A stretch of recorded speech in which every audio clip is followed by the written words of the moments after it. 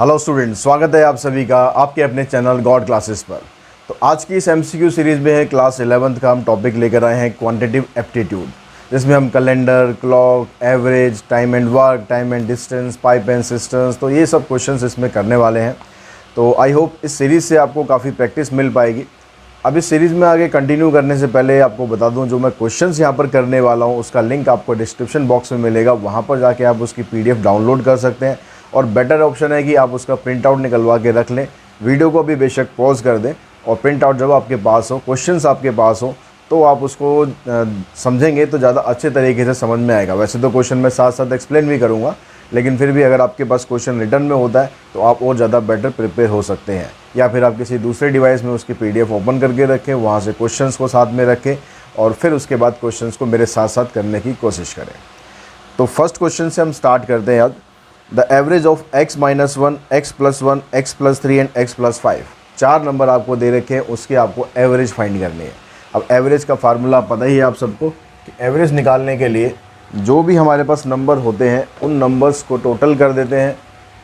हमारे पास जो नंबर है x - 1 है, दूसरा नंबर x + 2 है, सॉरी x + 1, फिर x + 3, और उसके बाद लास्ट में x + 5। अब एवरेज हमें फाइंड करनी है तो हमें 4 से इसको डिवाइड करना पड़ेगा। तो 4 से हम इसको डिवाइड करते हैं, तो x करके 4 बार आ गया, और नंबर्स जो देखो -1 + 1 कैंसिल आ गया, 5 + 3 8/4। 4 आप निकाल देंगे कॉमन, यहाँ से बच गया आपके पास ये। तो आपके पास जो एवरेज आ गई ये आ गई x + 2। क्वेश्चन नंबर सेकंड में कहता है the average of 5 number is 30। अगर आपको 5 नंबर दिए, उनकी एवरेज दी है, तो इसका मतलब आप दोनों को मल्टीप्लाई करके उसका टोटल निकाल सकते हैं। सम ऑफ 5 ऑब्जर्वेशंस निकाल सकते हैं। तो सम ऑफ 5 ऑब्जर्वेशन कितना आ जाएगा? एवरेज इसकी 30 है, तो 5 × 30 यानी बन गया 150। अब कहता है इफ़ 1 नंबर इज़ एक्सक्लूडेड, अगर इसमें से आप एक नंबर को एक्सक्लूड कर दो, हटा दो, तो एवरेज जो है वो 28 हो जाएगी। अब एक नंबर हटाने का मतलब है ऑब्जर्वेशन रहेगी आपके पास 4, तो सम ऑफ 4 ऑब्जर्वेशंस कितना बन गया? 4 को मल्टीप्लाई कर दो, एवरेज है 28, तो ये आ जाएगा 112। ये 5 नंबर का टोटल था, ये 4 नंबर का टोटल है। तो नंबर जो आपने एक्सक्लूड करा है, जो नंबर आपने यहाँ से हटाया है, वो कितना आ गया? 150 में से 112 को माइनस कर दो, ये आपके पास नंबर आ जाएगा 38। यानी 38 जो नंबर था उसको हमने एक्सक्लूड कर दिया, तो आपकी जो एवरेज है उसमें इतना फ़र्क आ गया है। नेक्स्ट क्वेश्चन है question number 3। The average of if the mean of x1 and x2 is 7.5। अब यहाँ पर उसने नाम से दे दिया भाई x1 x2 की मीन 7.5 है तो 2 ही नंबर ना, तो 2 ही नंबर है, तो उसका टोटल निकाल दो। सम ऑफ 2 ऑब्जर्वेशन कितना आ जाएगा? 7.5 को 2 से मल्टीप्लाई कर दो, 15 आ गया। And the mean of x1 x2 x3, यहाँ पर 3 नंबर है, इन तीनों का मीन करोगे आप 24 आ जाएगा, टोटल करोगे तो। अब 24 में से 15 आप माइनस करोगे, तो आपके पास जो नंबर थर्ड नंबर था x1 x2 तो यहाँ पर थे, x1 x2 x3 यहाँ पर थे, तो x3 जो नंबर है वो आ जाएगा आपके पास 9। फोर्थ क्वेश्चन कहता है if each observation of data, ये थर्ड है, if each observation of data is increased by 5। Observation जितनी भी है किसी भी डाटा के अंदर, सभी के अंदर 5 इंक्रीज़ कर दिया, तो न्यू मीन है वो क्या होगा? तो एक चीज़ हमेशा ध्यान रखो, शॉर्टकट है बिल्कुल। अगर आप किसी भी डाटा के अंदर, सभी के अंदर, टोटल सब के अंदर आप कोई चीज़ प्लस करते हो तो मीन भी प्लस हो जाता है उतना ही, मल्टीप्लाई करोगे तो मल्टीप्लाई भी मीन हो जाएगा, डिवाइड करोगे डिवाइड हो जाएगा, सब्ट्रैक्ट करोगे सब्ट्रैक्ट हो जाएगा। तो यहाँ पर मीन में आंसर में क्या आएगा? इट इज़ इंक्रीज्ड बाय 5, यानी हमारा मीन जो है वो भी 5 बढ़ जाएगा, क्योंकि हमने सब के अंदर 5-5 बढ़ा दिया है।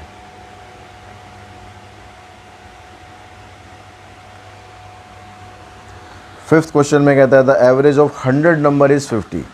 100 नंबर आपको दे रखे, उनकी एवरेज 50 है, तो उसका हम सम कर देते हैं। 100 × 50 कितना आ गया भाई? 5000 आ गया। If one of the number which was 50 is replaced by 150, एक नंबर जो 50 था उसमें उसको रिप्लेस करके उसकी जगह 150 डाल दिया, तो अब न्यू एवरेज क्या होगी? तो पहले न्यू टोटल देख लो भाई, न्यू टोटल क्या आएगा? आपके पास ये टोटल था, आपने इसमें से क्या करा, 50 को हटा दिया और उसकी जगह 150 डाल दिया, तो इनडायरेक्टली भाई 100 बढ़ गया, 100 बढ़ गया तो क्या होगा 5100। अब ऑब्जर्वेशन आपके पास उतनी की उतनी थी, आपने एक चीज़ कम करी, एक चीज़ डाल दी, तो ऑब्जर्वेशन पे तो डिफरेंस पड़ा नहीं, तो यानी जो इसकी जो एवरेज होगी या जो मीन होगा वो क्या आ जाएगा 1500/100, यानी आंसर आ जाएगा आपका 51।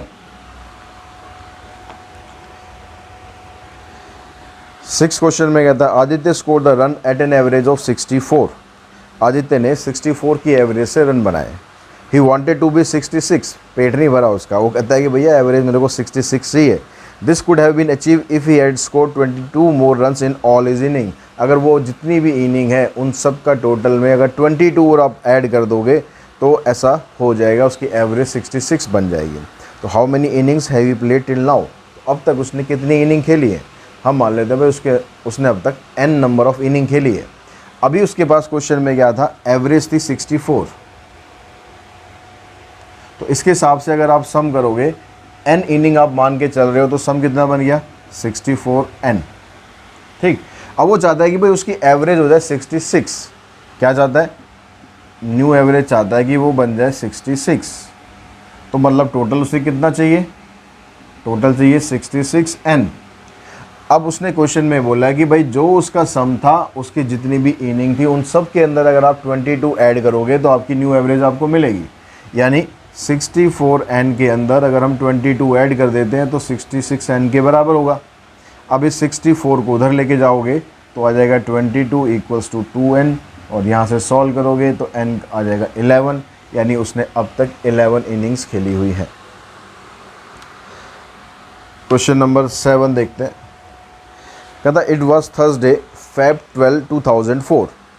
Feb 12, 2004 को था थर्सडे।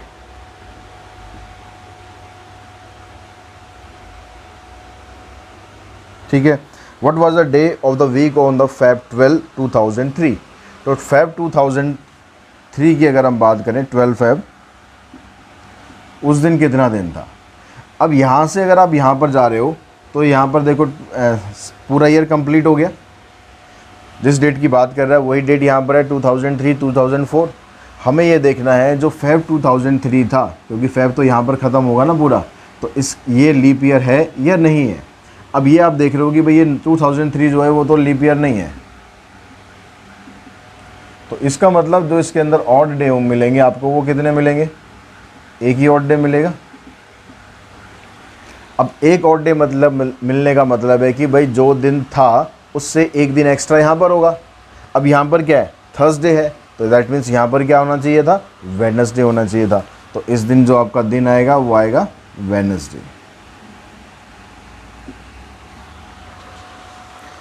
नेक्स्ट क्वेश्चन देखते हैं, question number 8। What was the day on the 15 अगस्त 1947। 1947 को क्या डे था ये आपको बताना है।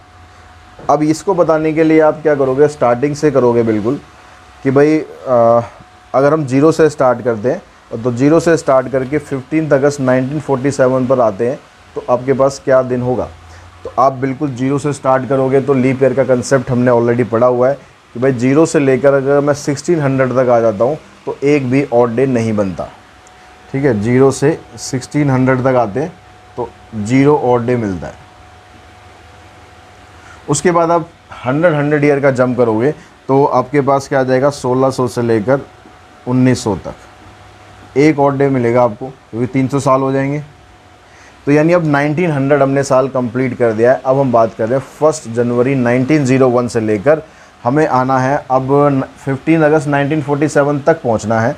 तो हम क्या करते हैं पहले कि 1 जनवरी 1901 से लेकर 31 दिसंबर 1946 तक, क्योंकि साल का एंड यहाँ पर हो गया। इन सालों के अंदर कितने आपके लीप ईयर थे और कितने आपके नॉन लीप ईयर थे। तो यहाँ पर आप लीप ईयर काउंट करोगे तो देखो 64 टोटल साल हो गए, 4 से डिवाइड करोगे तो 11 आपके पास लीप ईयर हो गए। एक लीप ईयर के अंदर 2 ऑड डे होते हैं, बाकी जो बचे 46 में से 11 आपके ये निकल गए, प्लस में 35 बन गए नॉन लीप ईयर, और एक नॉन लीप ईयर के अंदर एक ऑड डे होता है। तो टोटल मिलाकर कितने ऑड डे हो गए, 22 यहाँ पर, 35 यहाँ पर, 57 ऑड डे हो गए। अब इस 57 ऑड डे को आप 7 से डिवाइड करोगे तो हो जाएगा 7 8 56 प्लस 1। तो यहाँ पर आपके पास एक ऑड डे मिल गया, यानी कुल मिलाकर अगर हम 0 से स्टार्ट कर रहे हैं 31 दिसंबर 1946 तक आपके पास एक ऑड डे आ चुका है। अब हम 1947 ईयर को काउंट करते हैं। 1 जनवरी 1947 को कितने दिन होंगे? जनवरी के अंदर 31 होंगे, 31 होंगे।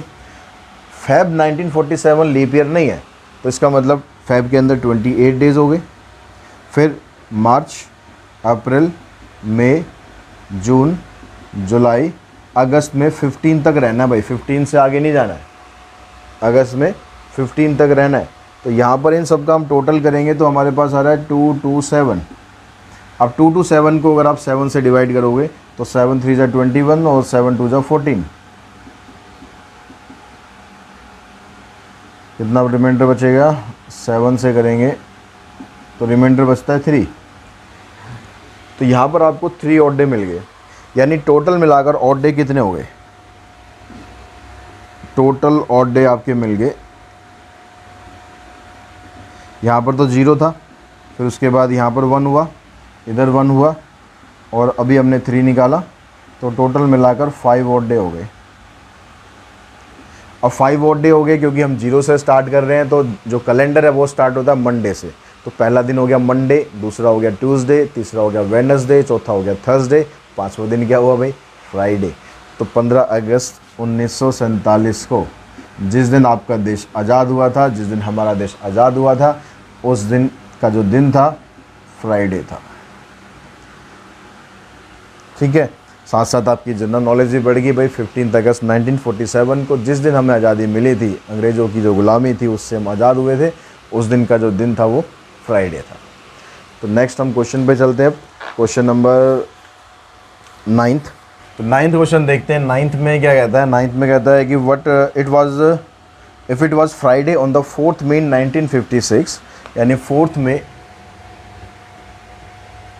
1956 को कौन सा दिन था? फ्राइडे था। What was the day on the जुलाई 6, 1957? 6 जुलाई 1957 को कौन सा दिन था? ठीक है, अब यहाँ पर देखो 4th में 1956 से लेकर अगर हम जाते हैं 1957 6 जुलाई तक, कितने महीनों का गैप है? अगर हम मई की बात करें, हम महीने बार ही चलते हैं। अगर हम 4 मई की बात करें तो 4 मई से लेकर 3 मई तक, यानी पूरा एक साल हम कंप्लीट अगर करें 4th में 1956 से 3rd में 1957। अब जो 1956 है उसको अगर आप देखोगे तो वो तो लीप ईयर है, लेकिन जो फेब आता है, फेब तो क्रॉस हो चुका है, क्योंकि डे तो कहाँ से काउंट कर रहे हो आप? मई से काउंट कर रहे हो। तो 1956 को लीप ईयर की तरह कंसिडर हम नहीं करेंगे, क्योंकि जो फेब आएगा वो 1957 का आएगा।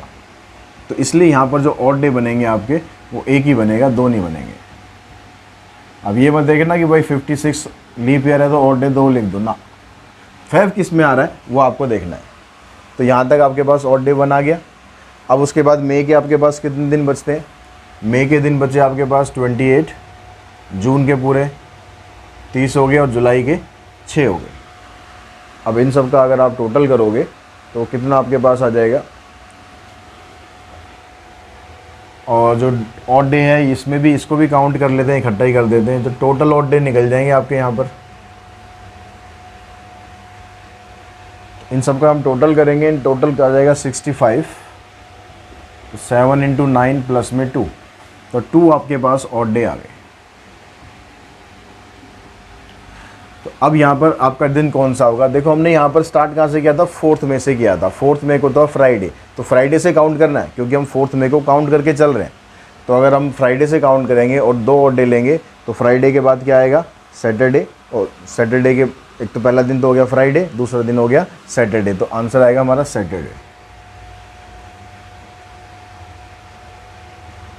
ठीक है, फ्राइडे से करना है स्टार्ट। क्यों? क्योंकि आपने जो काउंटिंग स्टार्ट करी थी वो 4th मई से करी थी, और 4th मई का दिन भी उसमें काउंट होगा। तो पहला दिन हो गया फ्राइडे, दूसरा दिन हो गया सैटरडे। जो कि हमारा आंसर है। क्वेश्चन नंबर 10 देखो। 10 में कहता है a watch gains 5 minutes in 1 hour and was set right at 7 AM। एक घड़ी आपकी भाई बहुत तेज़ भाग रही है। तेज़ कितनी भाग रही है? 1 घंटे के अंदर 5 मिनट फास्ट हो जाती है। और आपने घड़ी को सुबह 7 बजे घर से निकले, सुबह 7 बजे कर दिया सेट। अब आपने जब शाम को लगभग 6 बजे थे तो उस समय आपने टाइम देखा, तो टाइम कितना घड़ी आपकी दिखा रही होगी ये आपको बताना है। तो इसके लिए हम देखते हैं कि भाई कितना 1 घंटे के अंदर उसने 5 मिनट का गेन किया। तो अब सुबह 7 बजे से लेकर कितने आवर्स हो गए? From 7 AM to 6 PM 11 hours हो जाएंगे। तो हम ये देखेंगे भाई 11 आवर्स के अंदर हमारी जो वॉच है उसने कितना गेन करा है। अब इसने क्वेश्चन के अंदर दिया था भाई 1 घंटे के अंदर 5 मिनट का गेन है। 1 घंटे के अंदर 5 मिनट का गेन है, तो 11 घंटे के अंदर कितना हो जाएगा? 55 मिनट का गेन हो जाएगा। तो भाई जो घड़ी को 6 दिखाना था, 6 से वो 55 मिनट आगे दिखाएगी, तो क्या दिखाएगी? 6:55 PM। आपकी घड़ी ये दिखा रही होगी, लेकिन एक्चुअल में वो 6 बजे होंगे। तो 5 मिनट करके पूरा लगभग 1 घंटा ही हो गया। अब इसी तरह का क्वेश्चन नंबर 11 है, उसमें घड़ी आपके पीछे चल रही है। आगे चले चाहे पीछे चले, प्रॉब्लम तो हर जगह से होती है। अब यहाँ पर ये कहता है कि आपने घड़ी को फिर सुबह 7 बजे सेट कर दिया। What will B show at the 7 AM on the Tuesday. Monday को आपने सुबह 7 बजे सेट किया है और अगले दिन आप ट्यूसडे को देखते हो सुबह 7 बजे, तो घड़ी क्या करेगी? तो अगर आप यहाँ पर 7 AM से 7 AM की बात करें नेक्स्ट डे पर, तो नंबर ऑफ आवर्स कितने हो जाएंगे आपके पास? 24। तो अब यहाँ पर 1 घंटे में घड़ी लूज़ कर रही है 3 मिनट, 3 मिनट लॉस। तो 24 आवर्स के अंदर कितना लॉस हो गया? 24 × 3 72 मिनट्स का लॉस हो गया। 72 मिनट्स मतलब 1 आवर एंड 12 मिनट। तो घड़ी में जब 7 दिखाना था तो 7 में 1 घंटा 12 मिनट कम करना पड़ेगा। 1 घंटा कम करोगे तो 6 बज गए। 6 में 12 मिनट कम करोगे तो कितना आ जाएगा? 5:48। तो ये घड़ी आपकी ये शो कर रही होगी instead of 7। Question number 12। The angle between 2 hand of a clock at 8:30। देखिए 2 हैंड ऑफ क्लॉक है। अब 8:30 पर वो कितना एंगल बनाएंगे? देखिए क्लॉक में 8:30 बनाने से पहले मान लो अभी घड़ी जो है 8 बजे आर हैंड है आपके पास यहाँ पर, और 12 पे आपकी मिनट हैंड है। ठीक है, अब इस मिनट हैंड को यहाँ से ट्रेवल करके कहाँ यहाँ तक पहुँचना है, तभी 8:30 बजेंगे। तो ये 8:30 बजाने के लिए 30 मिनट के अंदर ये आपकी मिनट हैंड कितना ट्रैवल करेगी? अब ये ट्रैवल करेगी तो ये आर हैंड थोड़ा चुपचाप बैठी रहेगी, ये भी तो कहेगी भाई मैं भी तो चलूँगी, चाहे धीरे धीरे चलूँ, चलना मेरे को भी है। ठीक है, चलना जीवन का नाम। तो यहाँ पर ये जो 12 है ये आगे चलती है 30 मिनट में। हम देखते हैं भाई कितना रिलेटिव गेन होता है। रिलेटिव गेन कितना होता है, याद है आपको? रिलेटिव गेन होता है relative gain of minute hand over hour hand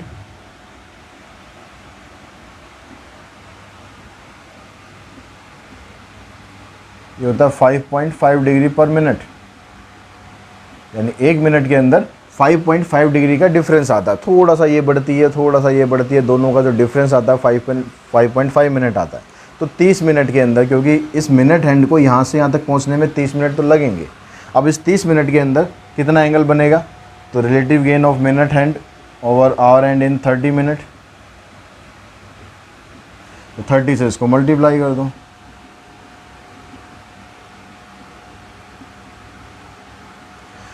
तो 165 डिग्री का एंगल तो ये आ गया। अभी इन दोनों के बीच का एंगल नहीं बना है। ठीक है, अब जो ये वाला पूरा एंगल था, ये पूरा एंगल था स्टार्टिंग से लेकर यहाँ 8 बजे तक 240 का एंगल था।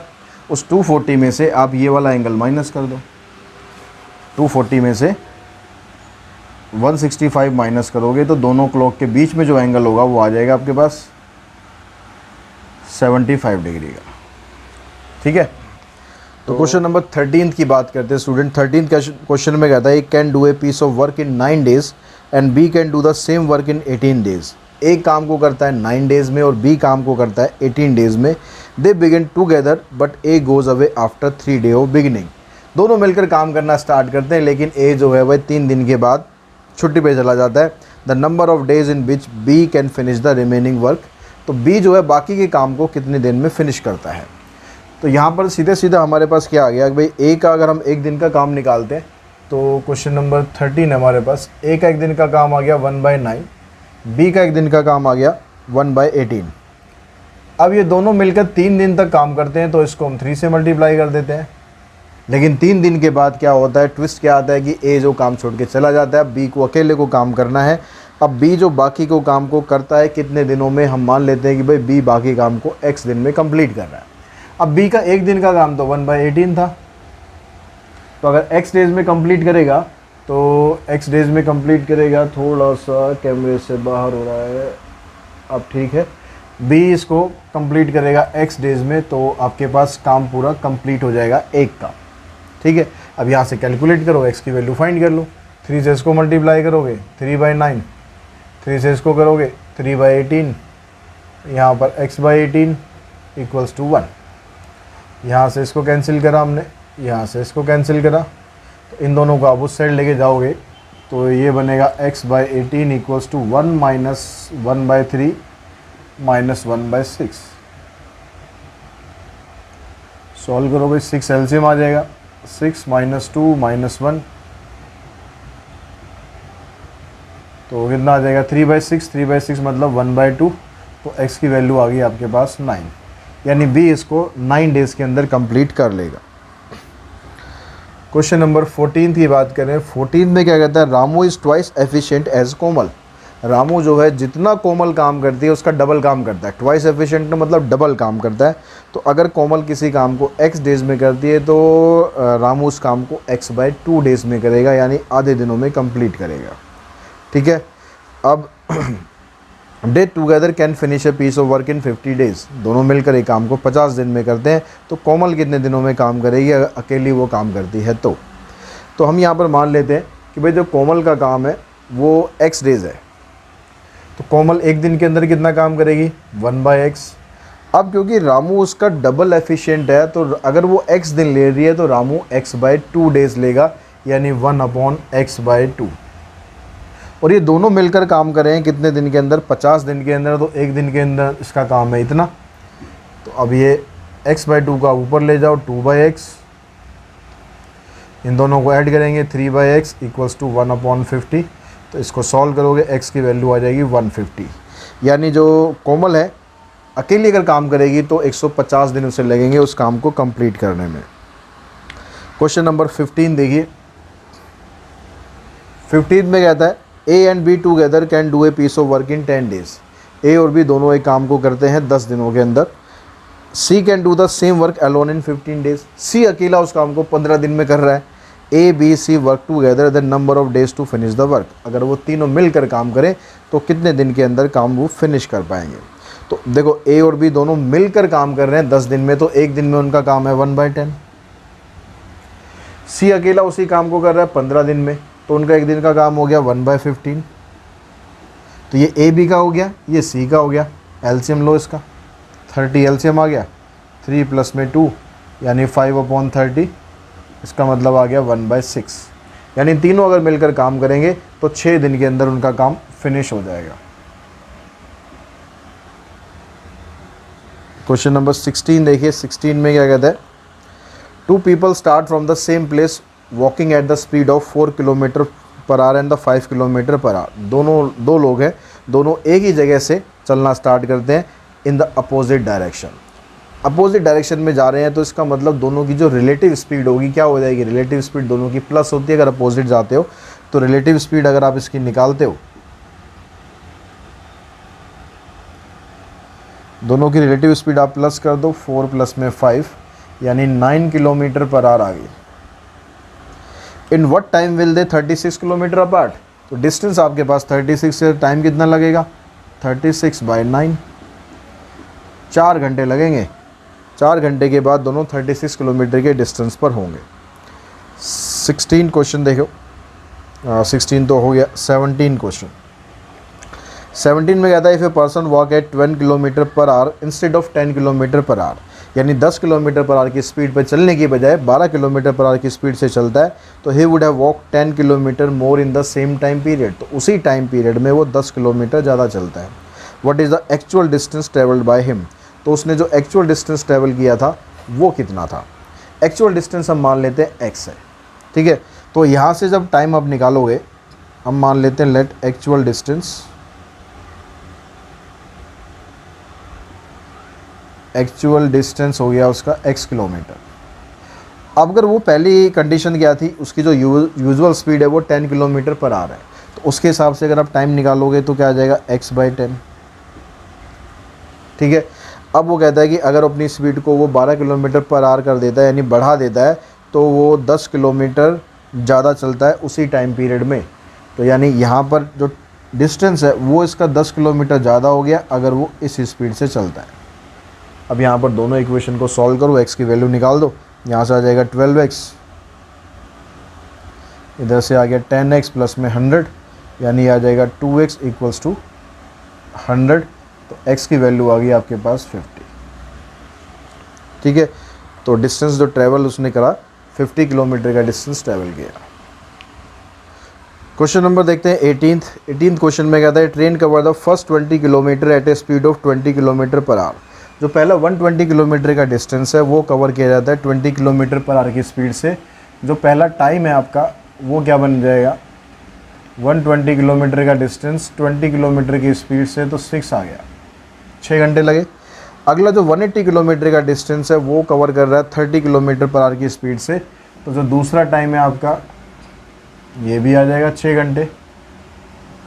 तो आपसे यह एवरेज स्पीड पूछी गई है। अब एवरेज स्पीड यहाँ पर आप निकालोगे तो टोटल डिस्टेंस आपका इतना हो गया डिवाइडेड बाय टोटल टाइम, तो ये आ जाएगा 300, ये आ जाएगा 12 से इसको डिवाइड करोगे आप तो 25 पे कट जाएगा, 25 किलोमीटर पर आवर की स्पीड आ जाएगी,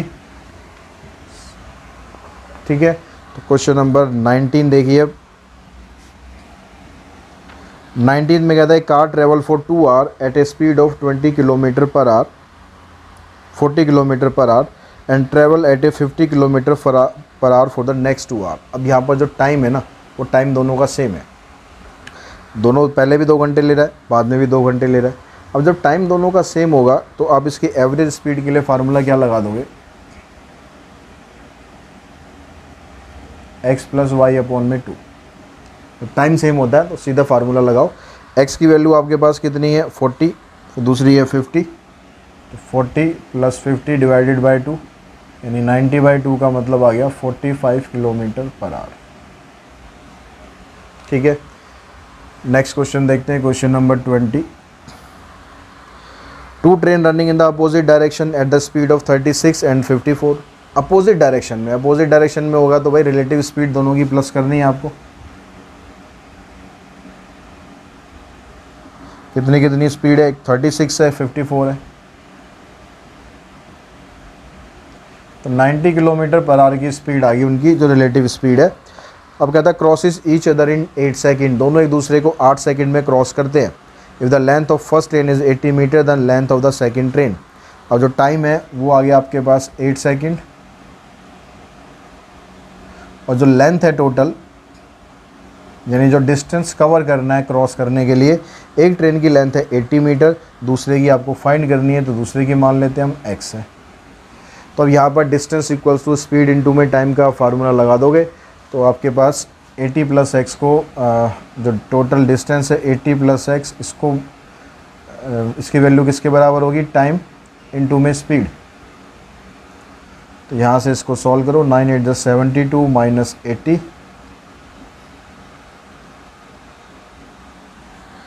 तो 640 का जो डिस्टेंस है वो आ जाएगा आपके पास, एक मिनट, लेंथ आपको दे रखी है यहाँ पर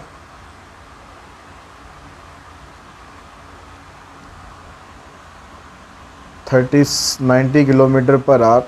अच्छा, एक गड़बड़ यहाँ पर हो गई हमारे पास, क्या गड़बड़ हो गई, तो स्पीड है वो तो किलोमीटर पर आवर में और यहाँ पर ये सेकंड में, मीटर में, तो ये गलती मत करना बिल्कुल भी। तो इसको ठीक करते हैं, किलोमीटर पर आवर को मीटर पर सेकंड में कन्वर्ट कर लो। इसके लिए 5/18 से मल्टीप्लाई करना है, तो ये आ जाएगा आपके पास 25 मीटर पर सेकेंड। तो स्पीड आपको लेनी है 25 मीटर पर सेकेंड, यानी यहाँ पर 25 आएगा।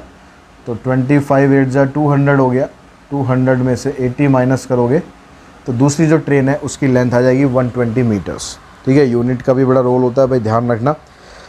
21st क्वेश्चन देखते हैं। यहाँ कहता है average of odd natural number up to 100। जितने भी नेचुरल नंबर है 100 तक, कहाँ से स्टार्ट होगा, 1 3 5 अप टू 99, इन सब का सम कितना होगा। अब अगर 100 तक हम ऑड नेचुरल नंबर लेते हैं तो इतना तो पता है कि भाई 50 नेचुरल नंबर है। तो आपको क्या करना है, यहाँ पर एक फार्मूला डायरेक्ट होता है कि भाई आप अगर ये ऑड नंबर में होगा, ऑड नंबर में होगा, हर एक में नहीं होगा। ठीक है, 1 से स्टार्ट होने पर होगा। कितने नंबर है आपके पास, 50। तो 50 का आप कर दो यहाँ पर स्क्वायर। ठीक है, अब 50 का स्क्वायर करोगे तो टोटल कितना आ जाएगा इसका, 2500। अब आपको इनकी एवरेज निकालनी है। तो एवरेज के लिए क्या करेंगे, जो टोटल आता है उसको नंबर ऑफ़ टर्म से डिवाइड कर देंगे, तो 50 ही आंसर आ जाएगा। क्वेश्चन नंबर 22 में कहता है the average of 2 number is AB। 2 number है जिसकी एवरेज AB है, यानी उसका सम कितना हो जाएगा, 2 नंबर को उसकी एवरेज से मल्टीप्लाई कर दो, 2AB हो गया। उसमें से एक नंबर A है तो दूसरा नंबर क्या है, तो अदर नंबर क्या हो जाएगा, 2AB में से A को माइनस कर दो, यानी जो इसका ऑप्शन है आपके पास, ऑप्शन नंबर C, वो बन जाएगा। तो क्वेश्चन नंबर 23 देखिए, the average of the reciprocal of A and B। अब रेसिप्रोकल करोगे आप A और B का, तो ये 23rd क्वेश्चन हो गया, फ्रेम में आ रहा है ना, ठीक है। अब यहाँ पर कहता है कि भाई रेसिप्रोकल क्या हो जाएगा, 1/A और 1/B, ये रेसिप्रोकल हो गए। इनकी एवरेज निकालनी है तो दोनों का सम करके 2 से कर दो डिवाइड। तो इनका एलसीएम करेंगे आप, यहाँ जाएगा AB, इधर आ जाएगा B + A डिवाइडेड बाई 2। ये 2 इधर शिफ्ट हो जाएगा तो आंसर आ जाएगा A + B अपॉन में 2AB। क्वेश्चन नंबर 24 देखते हैं। 24 में कहता था average of 15 number is 80। 15 number है जिसकी जो एवरेज है वो 80 है। If each number is multiplied by 5 then the average of new set of number. तो यहाँ पर आपको कुछ कैलकुलेट नहीं करना, कुछ नहीं करना। आपको जो 80 एवरेज दी हुई थी उसको आप 5 से मल्टीप्लाई कर दो, क्योंकि आप हर एक नंबर को 5 से मल्टीप्लाई करते हो। तो जो न्यू एवरेज है आपकी वो सीधी सीधी बन गई। न्यू एवरेज 80 को 5 से मल्टीप्लाई कर दो। पहले भी एक क्वेश्चन हमने ऐसा किया था जिसमें प्लस करना था, ठीक है, प्लस करना हो, माइनस करना हो, मल्टीप्लाई करना हो, डिवाइड करना हो। अगर आप हर एक नंबर को कर रहे हो तो आपका जो एवरेज है, जो मीन है, उसमें भी वही काम कर देना है। क्वेश्चन नंबर 25 देखते हैं। इसमें कहता है the average of 4 number is 60। 4 number है जिसकी एवरेज 60 है, तो इसका जो टोटल है वो कितना हो जाएगा। 4 नंबर की एवरेज 60 है तो टोटल आ गया 240। If first number is 1/4 of the sum of the last 3। जो पहला वाला नंबर है वो लास्ट के तीनों नंबर के सम का 1/4 है। तो लास्ट के जो तीनों नंबर का सम है उसको मान लेते हैं x, सम ऑफ लास्ट 3। और पहला नंबर क्या हो गया, देयरफॉर फर्स्ट नंबर, ये इसका 1/4 है, तो 1/4 मतलब x/4। अब इन चारों नंबर को अगर आप प्लस करते हो, प्लस करने के बाद जो टोटल आएगा वो टोटल किसके बराबर होना चाहिए, इसके बराबर होना चाहिए। तो x प्लस में x/4 इज इक्वल्स टू 240। अब यहाँ से आप x की वैल्यू निकालोगे तो आ जाएगा 5x/4 इक्वल्स टू 240। 5 से हमने इसको कैंसिल करा, 4 से इसको मल्टीप्लाई करोगे, ये आ जाएगा 192। अब ये 192 क्या है, अब ने पूछा फर्स्ट नंबर, ठीक है। फर्स्ट नंबर क्या था हमारा, फर्स्ट नंबर था x/4। तो x/4 सीधा यहाँ से आ रहा था आपके पास 48, और चलो कोई नहीं, x/4 यहाँ से निकालोगे 48 आ गया। क्वेश्चन नंबर 26 में कहता था independence day in 1988 was celebrated on A Wednesday. On what day was it celebrated in 1989। अब 1989 जो है वो लीप ईयर नहीं है। 1988 बेशक लीप ईयर है, लेकिन जो फैब है वो तो भाई जा चुका है। इंडिपेंडेंस डे आता है अगस्त में, तो जो फैब आएगा वो 1989 का आएगा। अब 1989 जो है वो लीप ईयर नहीं है। तो इसका मतलब ऑड डे आपका क्या बनेगा, ऑड डे आपको मिलेंगे 1 नॉन लीप ईयर में। अब ऑड डे अगर 1 है और वेडनेसडे को आपने मनाया 1988 का इंडिपेंडेंस डे, तो भाई अगले साल हम मनाएंगे थर्सडे को, एक ही दिन तो बढ़ेगा ना। तो आंसर आ गया हमारा थर्सडे। तो क्वेश्चन नंबर 27 देखते हैं बच्चों। 27 में कहता है in the year 1996 the Republic day was celebrated on Friday. Republic day बना लिया भाई फ्राइडे को 1996 में। अब पूछ रहा है कि 2000 में इंडिपेंडेंस डे कब मनाओगे, मना लेते हैं। तो अब ये कहता है कि भाई आपने 26 जन 1996 को तो मना लिया रिपब्लिक डे। अब वहाँ से लेकर अगर मैं 4 साल तक जाऊँ, मतलब 25 जन 2000 तक, तो इन 4 सालों के अंदर एक तो लीप ईयर होगा और बाकी 3 नॉन लीप ईयर होंगे। तो नंबर ऑफ ऑड डेज कितने हो जाएंगे आपके पास, एक लीप ईयर है वहाँ से आपको 2 दिन मिलेंगे, 3 नॉन लीप ईयर है तो वहाँ से आपको 1-1 दिन मिलेगा। टोटल मिलाकर आपके पास 5 ऑड डे हो गए। अब 25 जनवरी तक तो पहुँच गए हम। अब 26 जनवरी से लेकर 31 जनवरी तक 6 दिन आपके जनवरी के मिल गए आपको। फिर जनवरी के बाद फैब कौन सी आएगी, 2000 की फैब आएगी, 2000 लीप ईयर होता है। तो यहाँ पर 29 डेज़ हो गए। मार्च, अप्रैल, मई, जून, जुलाई, अगस्त में सिर्फ 15 लेना है क्योंकि 15 अगस्त तो ये तो मनाना है हमें। अब इन सब का टोटल करो, 6 + 9 15, 16, 17, 17 और 1 18, 18 + 5 23, 2 कैरी करा हमने, 2 2 4 3 7 3 10, 10 और 6 16, 16 + 4 20। अब इसको 7 से डिवाइड करके देख लो होता है कि नहीं होता। 7 2 14, 6 बचेगा, 7 9 63, रिमाइंडर बचा 0।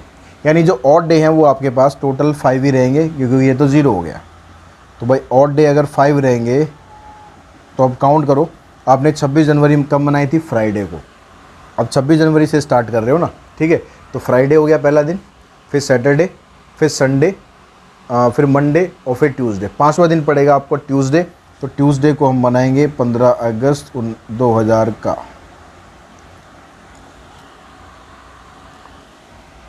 क्वेश्चन नंबर 28 देखिए।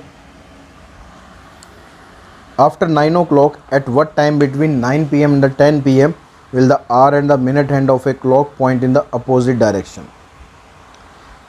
9 बजे के बाद 9 और 10 के बीच में किस पॉइंट पर जो मिनट हैंड और आर हैंड होंगी बिल्कुल अपोजिट डायरेक्शन में होंगी। अपोजिट डायरेक्शन मतलब 180 डिग्री का एंगल बनाएंगे। अब जो रिलेटिव गेन होता है वो आपको पता है भाई 5.5 डिग्री का होता है।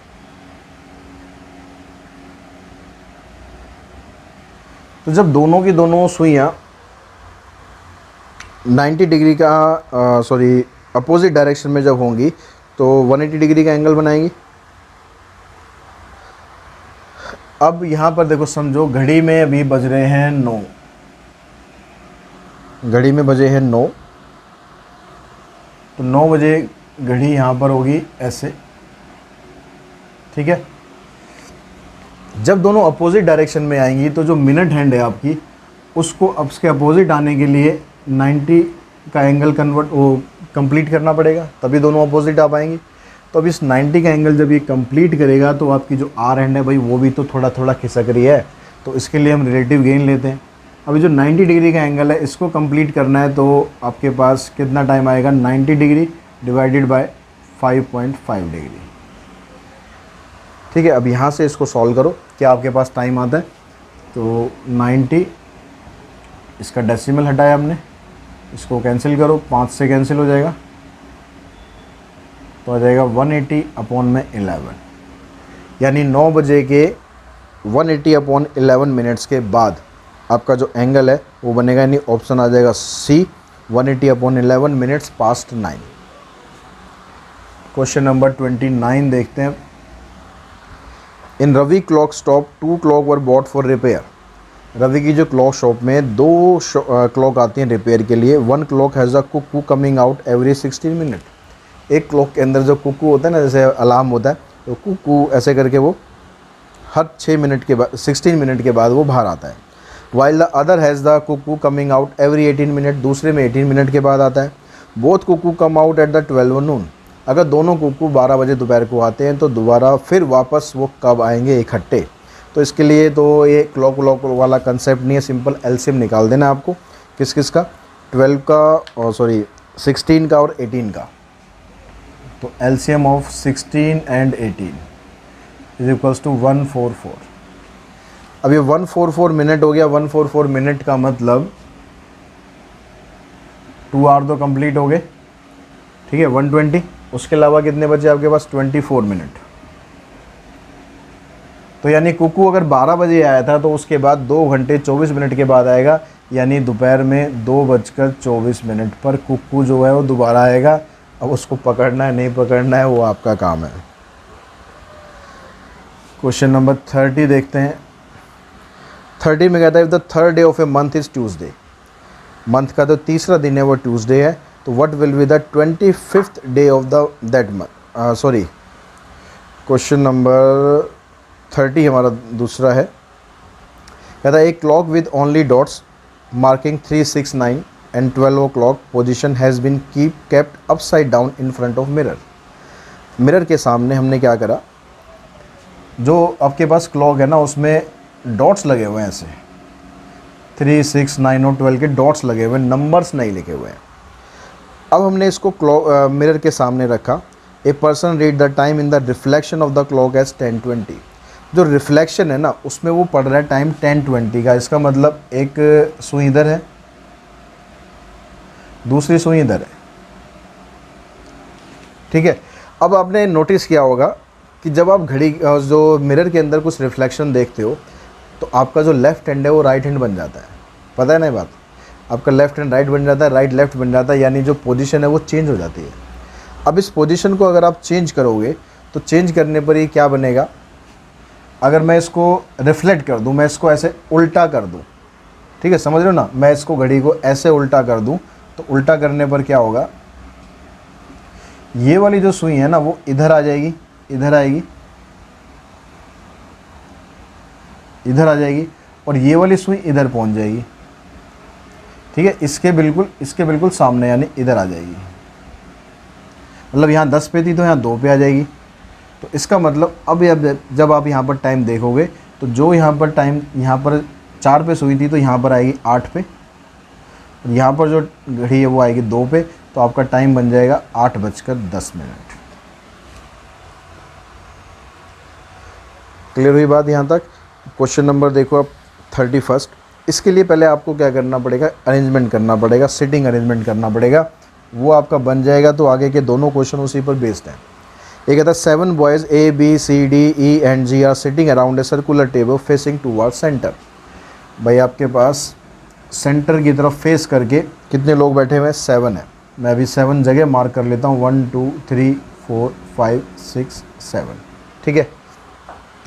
अब यहाँ पर कह रहा है कि C is next to the left of F। C जो है वो F के लेफ़्ट में है, तो मैं F को अभी यहाँ बिठा देता हूँ। इसके F के लेफ़्ट में है C, ठीक है। A is sitting third to the left of E। अब A जो है वो E के लेफ़्ट में तीसरे नंबर पर है। E तो हमें पता ही नहीं अभी कहाँ पर है, तो उसको छोड़ो, अभी अगली लाइन पे चलो। B is between D and E। B is between D and E।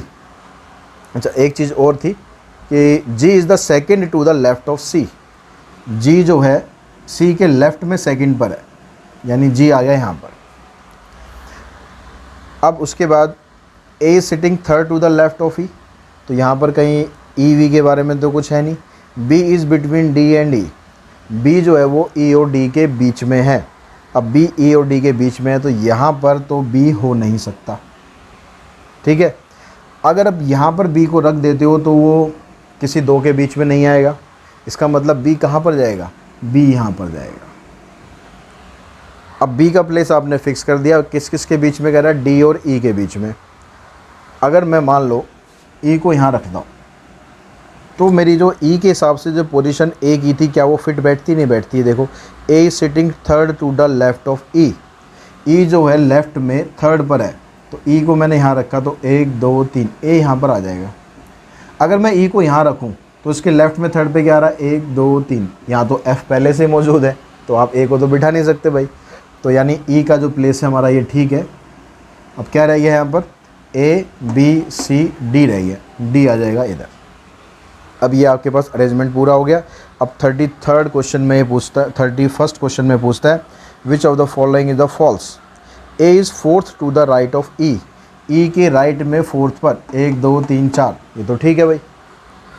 F is at immediate right of C, F जो है वो सी के बिल्कुल राइट में, ये स्टेटमेंट भी ठीक है। F is third to the right of D, D के राइट में थर्ड पर एफ है क्या, 1 2 3, नहीं ये गलत है। तो यही आपका ऑप्शन है, ऑप्शन सी। ये रॉन्ग बताना था आपको कि भाई कौन सा ऑप्शन आपका रॉन्ग है। अगले में पूछता है which of the following is true, यहाँ पर ट्रू पूछ रहा है। तो पहला ऑप्शन कहता है C is fourth to the right of E, C जो है वो ई के राइट में फोर्थ पे है, 1 2 3 4, नहीं गलत है। A is at immediate right of G, G के बिल्कुल राइट में ए है, बिल्कुल है। तो यहाँ पर ऑप्शन आ गया आपका बी। तो बच्चों नेक्स्ट जो क्वेश्चन है केस स्टडी का क्वेश्चन है। इसमें आपको केस स्टडी दी हुई है कि अगर आपके पास कोई एक ईयर है तो क्या ऐसा कोई है, ऐसा कुछ पॉसिबिलिटी है कि वो ईयर दोबारा आपका पूरा रिपीट हो जाए। मतलब जिस दिन 1 जनवरी मंडे की थी तो 1 जनवरी मंडे की दोबारा से बढ़ जाए।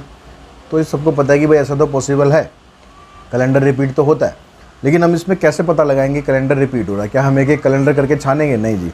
तो इसके लिए आपको तरीका बता रखा है कि अगर यहाँ पर लीप ईयर है, यानी जिसमें आप ऐड करने जा रहे हो, जिस कैलेंडर के बारे में आप जानना चाह रहे हो कि वो रिपीट होगा या नहीं होगा, अगर वो लीप ईयर है तो उसमें आपको 28 को ऐड करना है। ठीक है, 28 को ऐड करने के बाद आपको ये देखना है कि वो एडिशन करने के बाद क्या वो सेंचुरी ईयर को क्रॉस कर रहा है या नहीं कर रहा है। अगर सेंचुरी ईयर को वो क्रॉस करता है और सेंचुरी ईयर आपका लीप ईयर है, जो सेंचुरी ईयर आना है जैसे 1600 आ जाए या 2000 आ जाए तो वो लीप ईयर होता है। तो उसमें आप 28 ही ऐड करोगे तो उससे आपका आंसर जो सही आएगा, मतलब कैलेंडर आपका रिपीट हो जाएगा 28 ईयर्स के बाद। लेकिन अगर century year non leap year आ जाता है तो आपको 28 ऐड नहीं करना, आपको उसकी जगह 40 ऐड करना है, 28 नहीं ऐड करना। सॉरी, ऐड 40 इंस्टेड ऑफ 28, सही तो लिखा हुआ था। अगर नॉन लीप ईयर होता है, जिस कैलेंडर को आपको रिपीट करना है, अगर वो नॉन लीप ईयर है तो 11 ऐड कर दो। 11 ऐड करने के बाद देखो कि जो आपके पास ऐड करने के बाद आया, अगर वो नॉन लीप ईयर ही आया तो 11 ही आपको ऐड करना है, ठीक है। लेकिन ऐड करने के बाद जो ईयर आ रहा है वो अगर लीप ईयर आ गया तो आपको 11 ऐड नहीं करना, उसकी जगह आपको 6 ऐड करना है। अब इसी कंसेप्ट के ऊपर आपके जो क्वेश्चन है, फर्स्ट पार्ट है इसका, which year will have the same calendar as that of year 2018।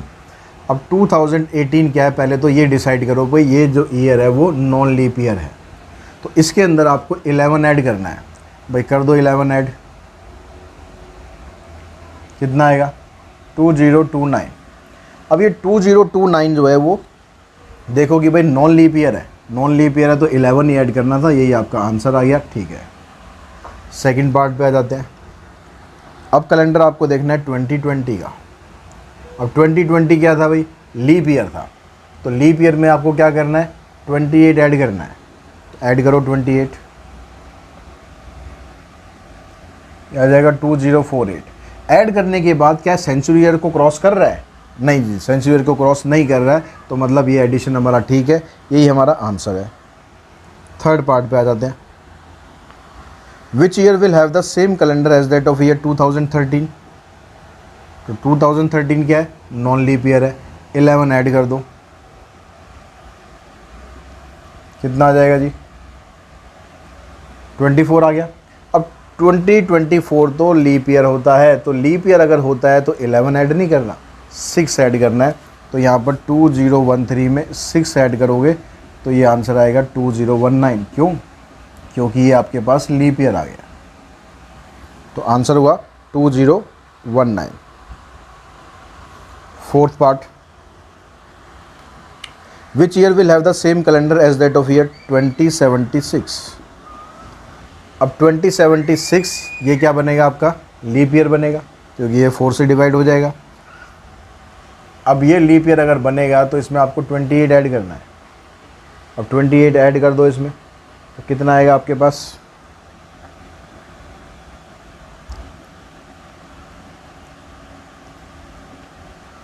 कि 2104 आ गया। अब 2104 जो है उससे पहले 2100 जो है वो सेंचुरी ईयर है, तो भाई सेंचुरी ईयर को ये क्रॉस कर रहा है।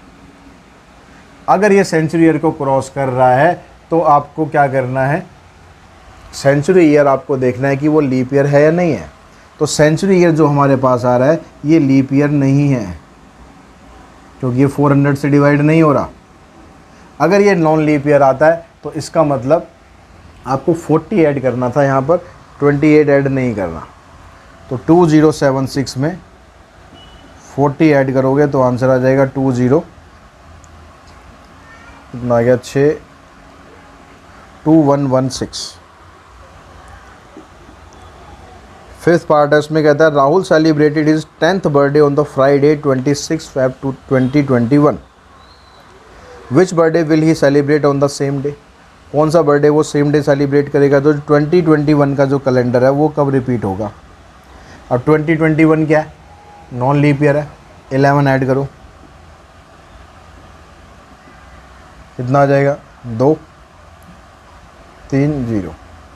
2032 आ गया। अब 2032 क्या है, ये तो आपका लीप ईयर बन गया। अब लीप ईयर बन गया तो आपको 6 ऐड करना है, क्योंकि ये आपका लीप ईयर बन गया है।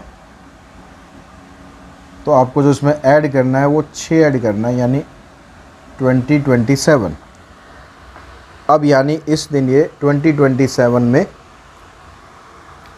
कौन सा बर्थडे मनाएगा। इस दिन मनाना था ये 10th बर्थडे। अब 6 ऐड करोगे तो 16th बर्थडे मनाएगा। साल नहीं बताना, हमें बर्थडे बताना है। तो क्वेश्चन नंबर 2 देखते हैं केस स्टडी का। इसमें कहता है A and B can together do a piece of work in 24 days. A और बी दोनों मिलकर 24 डेज में काम करते हैं। यानी जो ए प्लस बी का आप 1 डे का वर्क निकालोगे, ये आ जाएगा 1/24। ठीक है। ऐसे कहता है बी और सी जो है वो काम करते हैं 40 डेज में। तो बी और सी का अगर हम 1 डेज वर्क निकालते हैं तो आ जाएगा 1/40। और अगर ए और सी मिलकर काम करते हैं तो इसका आ जाएगा 1/30। अब पहले पार्ट में आपसे पूछता है the number of days in which A B C working together can finish the work. तो यहाँ पर हम क्या करते हैं, तीनों को ऐड कर देते हैं। तीनों को ऐड करेंगे तो 2 बार ए आएगा, 2 बार बी आ रहा है, 2 बार सी आ रहा है, यानी 2 times of A plus B plus C is work निकल जाएगा। 1 डे वर्क इज कितना आ जाएगा, तीनों को ऐड कर दो।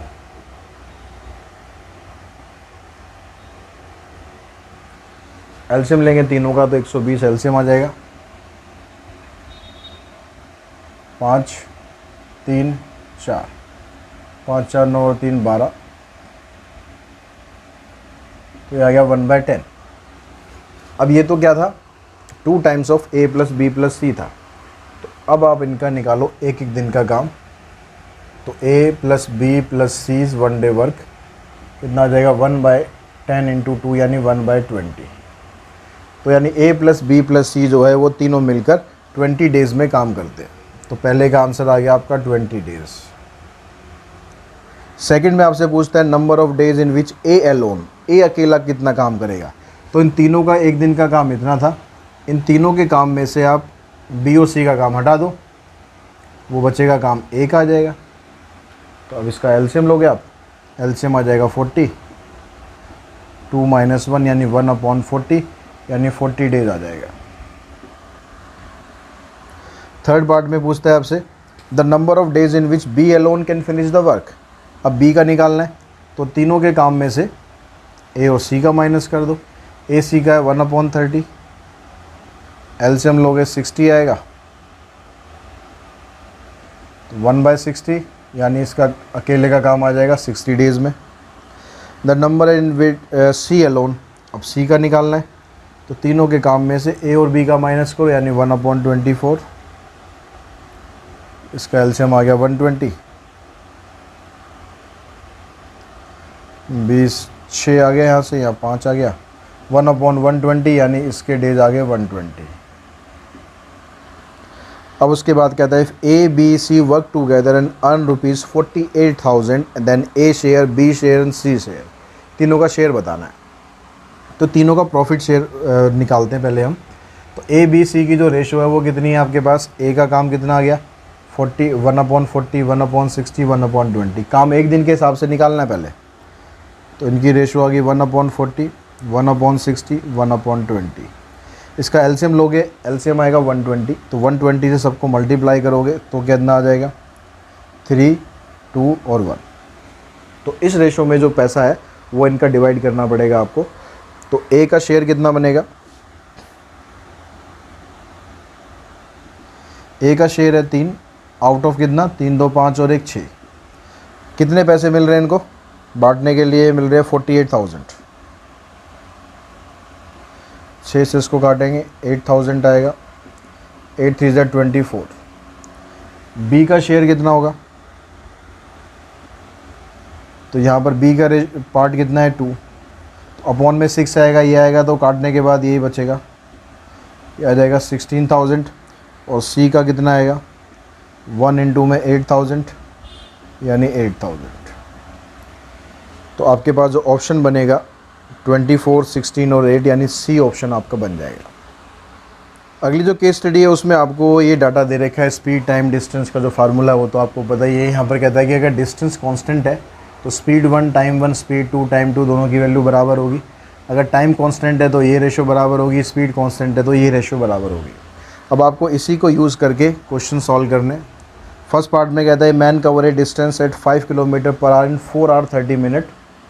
स्पीड दी है, टाइम दिया है, how much time will it take to cover the same distance, और डिस्टेंस आपको सेम दिया हुआ है यानी आपको ये वाला यूज़ करना है। तो पहले वाली जो स्पीड है वो तो है 5 किलोमीटर पर आवर, टाइम है 4 आवर 30 मिनट्स। 4 आवर 30 मिनट्स को आप ऐसे भी लिख सकते हो 4.5।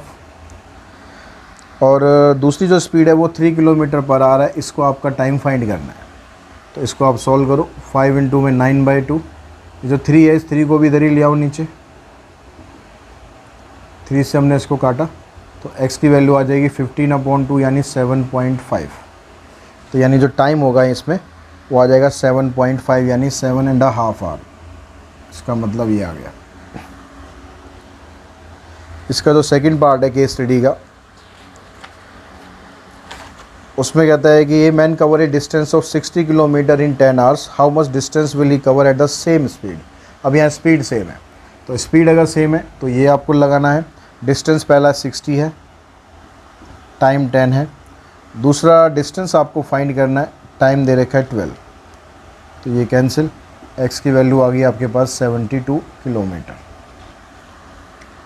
Third part, a man cover a distance of 150 kilometre at a 7.5 kilometre per hour speed, at what speed will he cover the distance of 200 kilometre in the same time. अब आपको time same दिया तो distance पहला कितना है 150 kilometre, speed है 7.5, दूसरा जो डिस्टेंस है 200 किलोमीटर है, टाइम आपको बताना है। तो यहाँ से इसका डेसिमल आप हटाओगे, 0 आ गया, 75 2 ज़ा 150, इससे इसको कैंसिल करोगे तो t की वैल्यू आ जाएगी आपके पास 10। यानी जो स्पीड है, सॉरी स्पीड बतानी थी इसमें, तो ये स्पीड है तो स्पीड की वैल्यू आ गई आपके पास 10 kilometre per hour. Fourth part है इसका, तो फोर्थ पार्ट में कहता है driving at the speed of 60 kilometre per hour, Rahul reach his destination in 8 hours. Time दे दिया, how much time will it take to reach his destination at 80 kilometre per hour. अपनी speed को अगर वो बढ़ा देगा तो टाइम कितना लगेगा। अब यहाँ पर भी डिस्टेंस तो सेम ही रहेगा, डिस्टेंस सेम रहेगा तो पहले जा रहा था 60 किलोमीटर पर आवर की स्पीड से 8 घंटे में पहुँच रहा था। अब अगर वो 80 किलोमीटर पर आवर की स्पीड से जाता है तो कितनी देर में पहुँचेगा। तो यहाँ से 0 से 0 कैंसिल कर दो, 8 से 8 कैंसिल कर दो, x की वैल्यू आ गई 6। तो यहाँ पर ये 6 घंटे में वो पहुँच जाएगा। फिफ्थ पार्ट है इसका, the car travel for 5 hours at 60 kilometre per hour and a motorcycle travel for 3 hour at the same speed, the ratio of the distance by car and the motorcycle. Ratio बतानी है सीधी सीधी distance की और उसकी। तो यहाँ पर आप क्या करोगे, फिफ्थ पार्ट के अंदर पहले जो आपकी स्पीड है 5 है और डिस्टेंस 5, टाइम 5 आवर है और ये आपको दे रखा है 60, और दूसरी बार में स्पीड तो सेम है आपकी लेकिन जो टाइम है वो 3 है। तो रेशो निकालनी है तो रेशो आ जाएगी आपके पास 5:3। तो इस तरीके से जो MCQs हमने इसके किए थे वो सारे के सारे क्वेश्चन आपको मैंने समझा दिए। आई होप आपने समझ लिए होंगे और अब पहले प्रैक्टिस भी कर लिए होंगे, बस आपको चेक करना होगा आप कितने आपने सही करें कितने गलत करें। और आई होप कि ये जो सीरीज़ है आपको कुछ बेनिफिशियल लग रही होगी, आपका कुछ इससे फ़ायदा हो रहा होगा, एग्ज़ाम की प्रैक्टिस हो रही होगी। अगर ऐसा है तो जितना ज़्यादा से ज़्यादा शेयर कर सकते हो वीडियो को उतना शेयर करो। चैनल को सब्सक्राइब करो अगर अभी तक सब्सक्राइब नहीं किया हुआ है। सब्सक्राइब किया हुआ है तो बेल आइकन भी प्रेस कर दो। तो आज की इस वीडियो में इतना ही। Thanks to all of you.